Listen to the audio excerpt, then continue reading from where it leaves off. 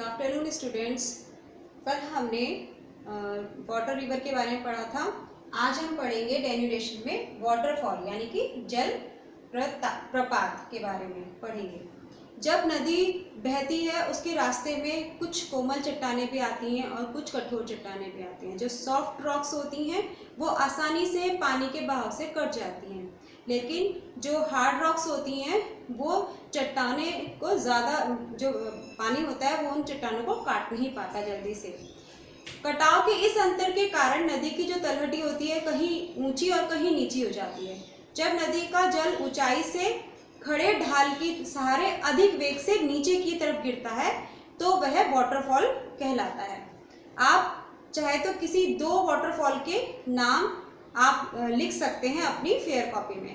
पर्वतीय भाग से जब नदी मैदानी भागों में उतरती है तो उसकी गति जो होती है वो धीमी हो जाती है मैदानी भागों में, क्योंकि वहाँ पे ढाल कम होता है। इससे उसमें विसर्ग यानी कि मोड़ जो हो जाते हैं, फोल्ड जिसे कहते हैं, उसका निर्माण होता है। नदी के सागर में गिरने के पहले उसके बहने की गति और अधिक धीमी हो जाती है, क्योंकि वो जो अपने साथ कंकड़ पत्थर गाद वगैरह लेकर आती है, वेग कम होने की वजह से वो उसे अपने साथ बहाकर नहीं ले पाती, आगे नहीं ले जा पाती है। जैसा कि आप ये देख रहे हैं, रिवर है और अब ये मैदानी भाग में समुद्र में गिरने के लिए तैयार है, लेकिन ये अपने साथ बहुत सारी कंकड़ पत्थर लेकर आई है तो ये अपने साथ बहाकर नहीं ले जा सकती, तो ये बहुत सारी ब्रांचेस में डिवाइड हो जाती है। ये लगभग ट्रायंगल के शेप में होती है और यहाँ पर ये जो आप भाग देख रहे हैं, ये वाला भाग डेल्टा कहलाता है। ये बहुत महत्वपूर्ण भाग होता है, उपजाऊ भाग होता है। जो गंगा ब्रह्मपुत्र का डेल्टा जो संसार में सबसे अधिक प्रसिद्ध है, वैसा ये डेल्टा भी बन जाता है। अब हम पढ़ेंगे अंडरग्राउंड वाटर के बारे में, यानी कि भूमिगत जल के बारे में। आप जानते हैं कि वर्षा का कुछ जल चट्टान और मिट्टी में प्रवेश कर जाता है। पहाड़ों में कहीं कहीं चूने की चट्टानें भी मिलती हैं, जिसमें जल रिसकर चट्टानों के अंदर पहुंच जाता है। रासायनिक अपक्षय द्वारा चूने को घुलाकर दूर बहा ले जाता है। इससे पहाड़ी में गुफा या सुरंग होती है वो बन जाती हैं।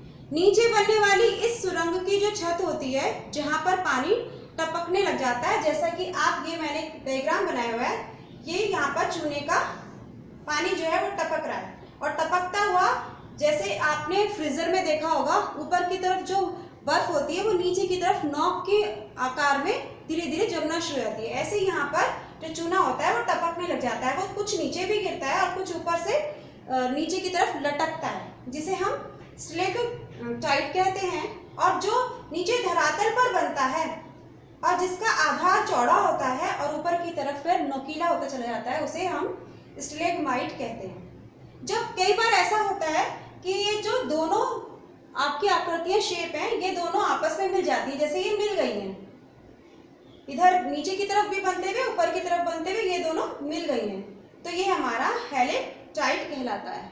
और ये जो पूरा क्षेत्र है वो कार्स्ट रीजन कहलाता है। इस प्रकार जो आपका अंडरग्राउंड वाटर है, इस प्रकार ये अपना वर्क करता है। नेक्स्ट हम विंड का कल पढ़ेंगे।